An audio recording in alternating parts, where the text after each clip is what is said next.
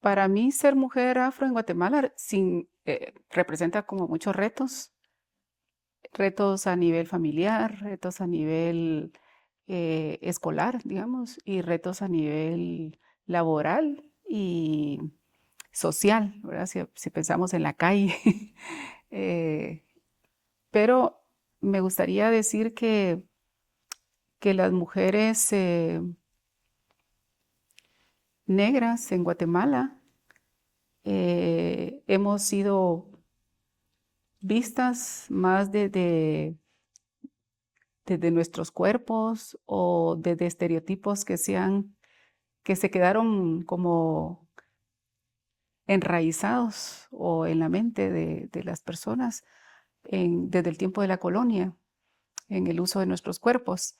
Entonces creo yo que ese es un reto que representa ser mujer negra en Guatemala y en cualquier parte del mundo, donde la esclavitud de nuestro pueblo africano estuvo presente. El término es una posición mía y de muchos grupos de negros y negras en el mundo que reivindicamos ese término negro que se creó con el vinculado al término raza para denigrar nuestro pueblo negro y crear todos estas formas de esclavitud inhumana que se dio en la época de la esclavitud, ¿verdad? En el siglo XVI, XVII, XVIII. Em, entonces, el reivindicar este término es importante para mí en relación al término negro o negra, porque me evoca una historia que me hace ser un sujeto político y encontrarme de nuevo también con mis raíces. El término afrodescendiente está bien, digamos, porque lo que evoca es decir, bien, vinieron de África o tienen descendencia de África, pero se han utilizado muchos términos como este para quitarnos nuestras raíces y, digamos, acercarnos más a la blanquitud, ¿verdad? Cuando usamos mestizo o usamos ladino o usamos mulatos también. O sea, fueron términos que estratégicamente también se fueron proponiendo para alejarnos un poco de nuestra identidad como pueblo africano. Yo he preguntado y porque particularmente no me molesta, ¿verdad? Dependiendo mucho también la entonación o la intención con la que digan el término. Y la verdad es que se hace esa diferenciación muchas veces relacionada para denigrar. Y entonces cuando se hace esa relación, no nos gusta que nos llamen negros o negras, eh, porque detrás de eso están todos los prejuicios y estereotipos que ya se han dictado, ¿verdad? Y se han quedado sobre nosotros y nosotras.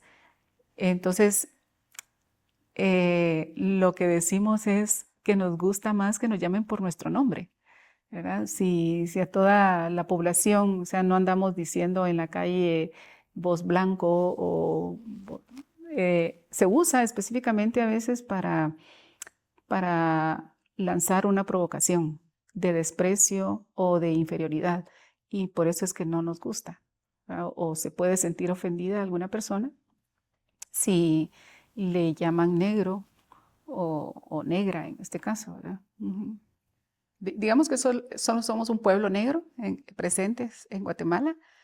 El pueblo garífuna, reconocido oficialmente en Guatemala, le da una presencia distinta, ¿verdad?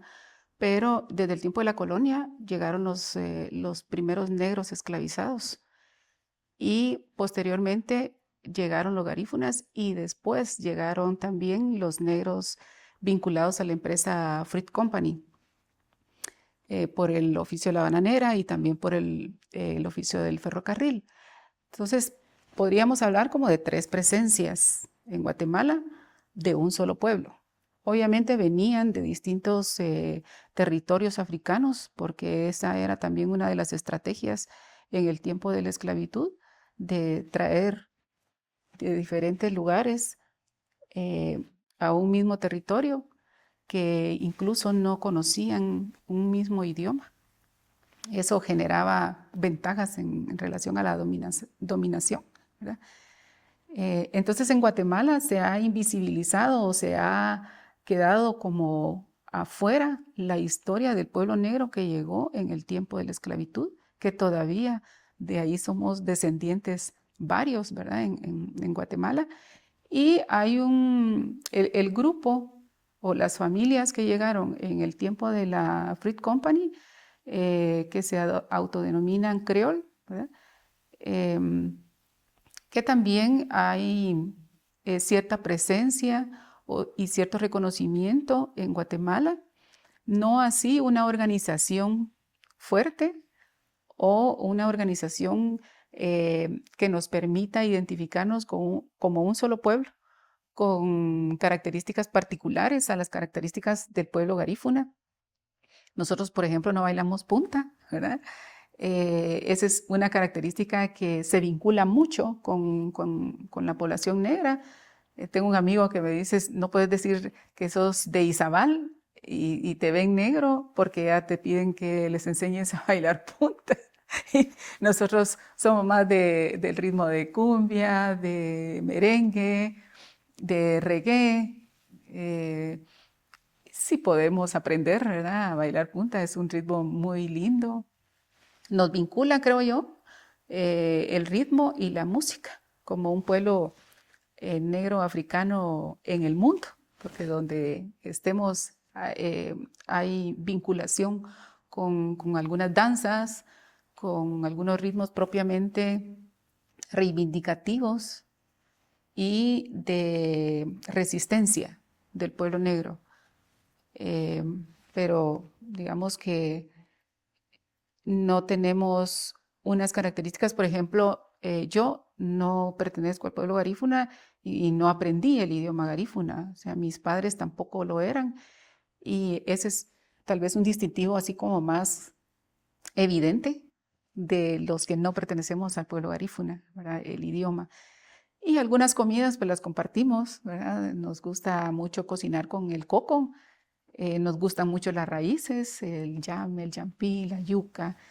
eh, Eso, creo yo que tenemos algunas características comunes, pero otras que sí verdaderamente son totalmente distintas, ¿verdad? Con el pueblo garífuna.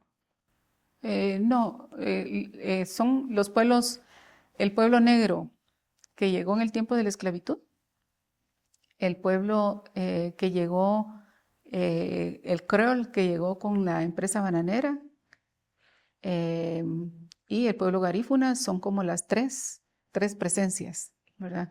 En Guatemala, como repito, no podemos, yo particularmente no lo llamo como pueblos distintos, sino como un solo pueblo negro de descendencia africana, que tiene características muy comunitarias, el pueblo garífuna, ¿verdad? Que se reconoce oficialmente en Guatemala como un pueblo eh, negro garífuna. Sí, digamos que solo el garífuna.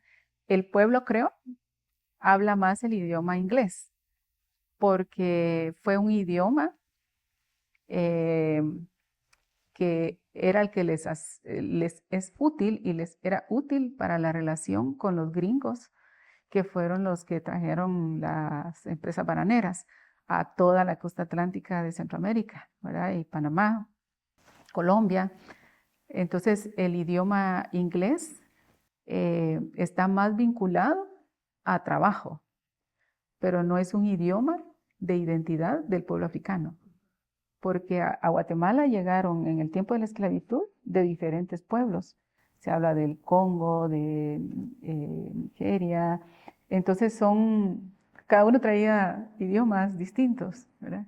Sí, se ubica fácilmente en la costa atlántica porque ahí está el pueblo organizado, garífuna, y se ha olvidado que el tiempo de la colonia, la esclavitud, se ubicó en muchos territorios del país, en la costa, en lo que ahora llamamos costa sur, ¿verdad? lo que ahora es Antigua Guatemala, toda esta área de Antigua Guatemala para la ciudad ahora. En el área de Cobán o de Alta Verapaz y Baja Verapaz particularmente. O sea, en el tiempo de la esclavitud, la población negra estaba ubicada en todo el territorio, podríamos llamar ahora Guatemala, ¿verdad? Pero con el tiempo, el mestizaje y la hegemonía de la blanquitud, se fue despojando mucha gente o muchas personas de su identidad y sus raíces negras. Puede ser distintas razones, ¿verdad? Puede ser más razones de sobrevivencia, pueden ser razones de desconocimiento de sus raíces, pero en el censo último que se hizo, ya se agregó en la categoría de afrodescendiente. Antes solamente estaba la categoría, bueno, digamos que hemos ido avanzando, ¿verdad? Pero en el censo anterior ya estaba la categoría garífuna y entonces nosotros que no somos garífuna no teníamos más que ubicarnos en la categoría de mestizo. Con la categoría de afrodescendiente ya se empezó a visibilizar de que sí, ¿verdad? Hay población negra en todo el territorio guatemalteco. Obviamente es un proceso también de toma de conciencia y de buscar estos vínculos de identidad. Hay nosotros le decimos honorable, Marcus Garvey, es un africano que se dio la tarea de buscar a los africanos dispersos en el mundo. Incluso vino acá a Guatemala y fue hace muchos años, no recuerdo ahorita el año, y visitó Bananera y visitó Livingston, visitó Izabal, digamos, para ubicar a los hermanos y africanas. Y él dejó el término que donde quiera que estés, si eres negro, eres africano. Y esta es una presencia que tenemos en el mundo derivado de esa trata que se hizo en estos siglos XVI al XVIII de población negra africana en todo el mundo. Entonces, en donde sea que estemos, si somos negros, somos africanos. Se ha promovido mucho. En Guatemala, si quisiéramos puntualizarlo, podríamos hablar de estos términos del mestizaje, ¿verdad? De decirnos mestizos, de decirnos mulatos, de decirnos ladinos, o de autoidentificarnos así también. Y yo recuerdo ahorita que en mi casa, cuando era adolescente, ya empezaban a decir, te tenés que casar con un blanco para mejorar la raza. Entonces, toda esa carga de prejuicios, de violencia que sufrió el pueblo negro y que sufrieron nuestras abuelas con el uso de sus cuerpos, marcó una historia de negación. Y esa negación a veces tiene que ver con el cabello, ¿verdad? Que muchas mujeres se lo alisan, se lo tiñen, ¿verdad?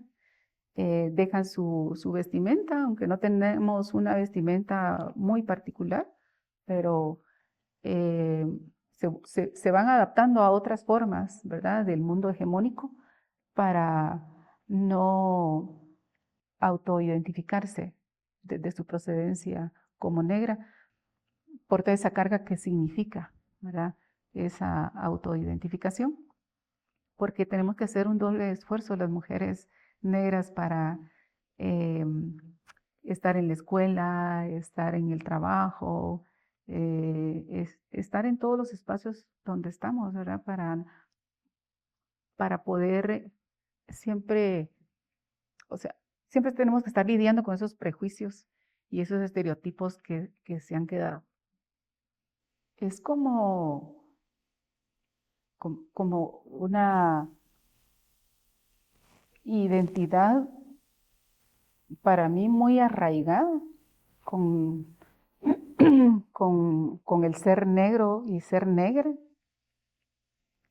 y es algo que le deberíamos de dar valor, mas sin embargo a veces se esconde, ¿verdad? Eh, pero tiene un significado muy importante para nosotras, porque cuando recuperamos nuestra identidad y tomamos conciencia de cuáles son nuestras raíces, el cabello nos permite generar mayor presencia y eh, convertirnos en un actor político con identidad más propia, ¿verdad? Entonces, para mí eso significa el cabello. De hecho, por eso decidí dejarme el cabello así, ¿verdad? Para poder marcar más mi identidad como descendiente africana. Eh, la música tiene relación con todo el pueblo negro. Hay ya mucha documentación de cómo el pueblo negro ha aportado a los ritmos en todos los géneros, en todo el mundo. Y es algo que nosotros decimos que lo traemos en el cuerpo, ¿verdad? Porque escuchamos un ritmo y nos evoca mover el cuerpo. El problema ha sido que se ha relacionado eso con sensualidad y se, se confunde, ¿verdad? Que sobre todo en las mujeres, que la música nos mueve por la sensualidad y no tanto por la danza y la conexión con nuestros antepasados. Entonces ahí es donde, pero sí, tenemos una vinculación, o sea, la música es nuestro vínculo más emotivo y profundo con nuestras ancestras. Se canta para disfrutar la vida, pero también se canta para sacar la tristeza y se canta para despedir a un ser querido que trasciende el plano terrenal. Entonces la música siempre va a estar presente y los ritmos también, ¿verdad? Como danza o como folclore, digamos, ¿verdad? Pero no es solo folclore. Sí, ha sido nuestra forma de resistencia en el mundo. Una es esa, es la más común, ¿verdad? De decirnos negrita, primero el término negrita, porque me lo han dicho así abiertamente, que sienten pesado si me dicen negra y con mucha pena me dicen negrita, ¿verdad? Eh, y lo otro es agregar el pero para decir bonita, ¿verdad? Pero cuando agregan negrita, pero bonita, están también queriendo lanzar el mensaje de que lo negro es feo, de que lo negro es malo, otra vez regresando a los prejuicios y estereotipos, ¿verdad? Eh, entonces, si no reflexionamos, porque algunas veces decimos los términos sin entender o comprender bien qué significa o la profundidad de su significado. Y muchas veces también lo asumimos nosotras, porque a mí me llevó tiempo reconocer que decirme negra pero bonita tenía una historia de desprecio detrás, ¿verdad? Entonces, estas formas sublimes que algunas veces le llaman microrracismos, al final no son microrracismos, es el racismo estructural puro que no permite relacionarnos con respeto y dignidad. Bueno, hay un conocido escritor, Frantz Fanon, que él habla mucho de nuestro proceso psicológico en relación a tomar conciencia de nuestra descendencia negra. Y ese proceso es un proceso que es permanente y que lo debemos de ir haciendo consciente cada vez con mayor precisión, ¿verdad? Y eso solamente lo hacemos si investigamos nuestra historia, si regresamos a nuestros orígenes a conocer cómo era, ¿verdad? Porque cuando se habla de los negros en Guatemala, solo se evoca esclavitud. Y entonces hay una vinculación de pensar de que el negro o la negra toda su vida fue así, o toda su vida va a ser así, ¿verdad?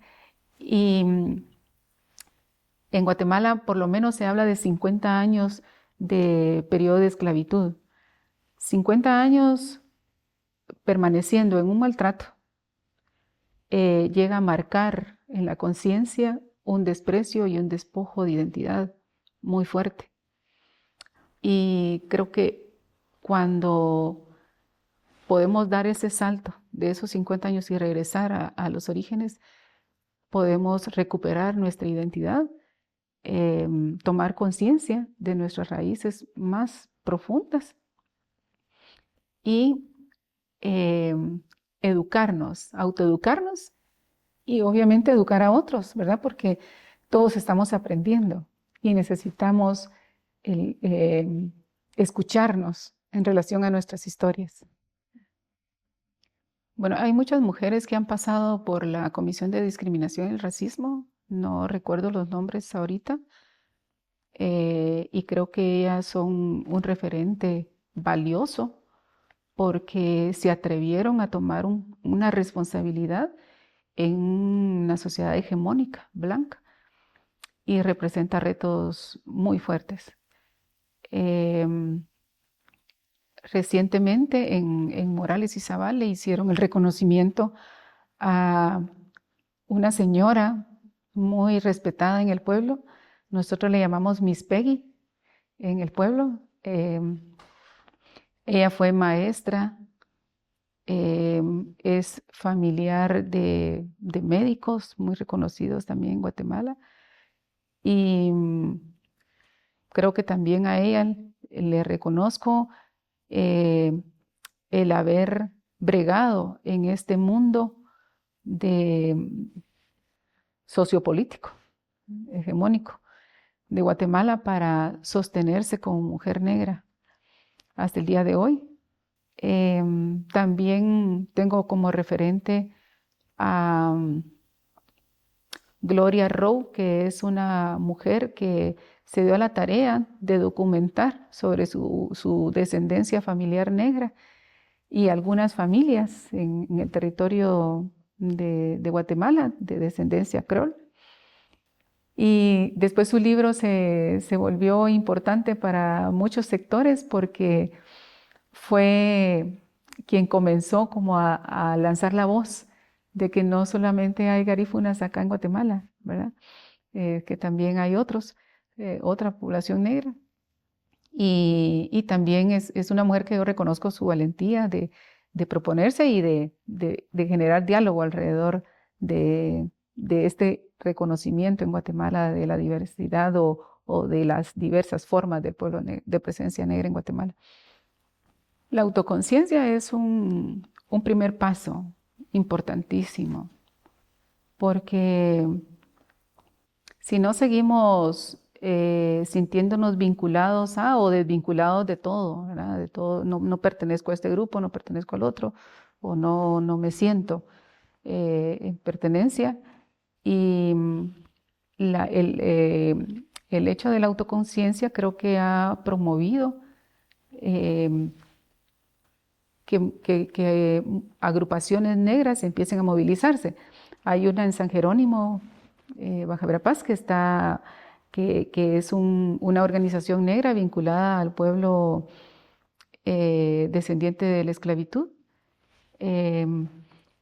muy importante, y como decía, el censo último que se hizo, que ya generó la categoría de afrodescendientes, permitió que más población empezara a autodeterminarse con su descendencia africana. Entonces, ese primer para mí es el primer paso, tomar conciencia de quién soy, ¿verdad? O de dónde vienen mis raíces y tomar una posición, una postura. Eso me va a permitir dialogar con el otro o con la otra de una manera de entendernos y no confrontarnos, ¿verdad? Aunque sí es necesaria muchas veces la confrontación porque el racismo sigue presente y, y se manifiesta cotidianamente en nuestro país, ¿verdad?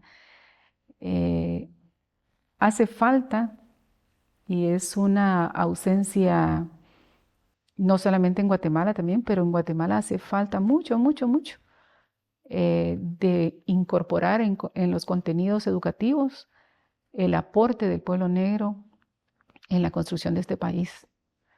O sea, no se dice más que vinieron esclavos porque los indígenas ya estaban casi que exterminándose y que entonces trajeron mano de obra más fuerte, ¿verdad? Y no se habla todo el aporte que el pueblo negro ha dado desde la fundación de lo que ahora podemos llamar Guatemala, ¿verdad? Entonces, esa ausencia creo yo que es muy importante empezar a cubrirla en el sistema educativo desde los primeros años de educación. Regreso a la educación y al diálogo, ¿verdad? Y a la autoconciencia, porque si nosotras como negras tenemos conciencia de quiénes somos, hacia dónde queremos ir y, y cómo queremos explicarnos frente a la sociedad, eh, no va a haber maternalismo. Entonces, sí, hay maternalismo cuando nosotras de repente nos sentimos como que no podemos, y eso de no podemos puede ser porque no hemos logrado eh, autodeterminarnos como tal, y desde esa autodeterminación valorarnos como tal, como mujeres negras, con nuestras propias formas de ser, de pensar, de relacionarnos. Y si no hemos logrado eso, es muy fácil que la hegemonía blanca, sean mujeres, sector de mujeres u otros, logren ser maternales o paternales con nosotras, ¿verdad? Entonces creo que tiene mucho que ver con eso, de si ya estamos seguras de qué queremos y hacia dónde queremos caminar. Bueno, algo conozco. Sé que una mujer que le llamaban Pocha en Argentina escuchó a su presidente, creo que era Menem, decir públicamente que no habían negros en Argentina. Entonces ella se dio la tarea de pronunciársele que sí hay negros en Argentina, y se dio la tarea de hacer un censo de todas las mujeres negras y después de todas las familias, ¿verdad? Para mostrar la cantidad de población negra presente en Argentina.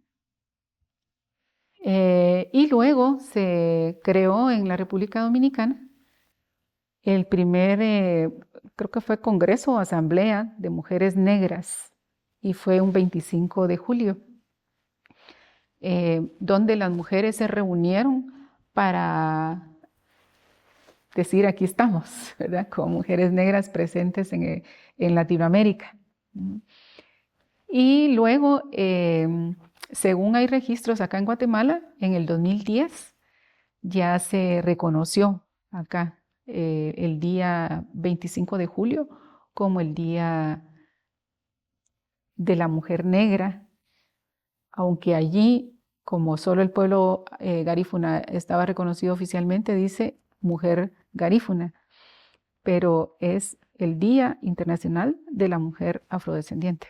el 25 de julio, con ese contexto histórico, ¿verdad? De decir, aquí estamos.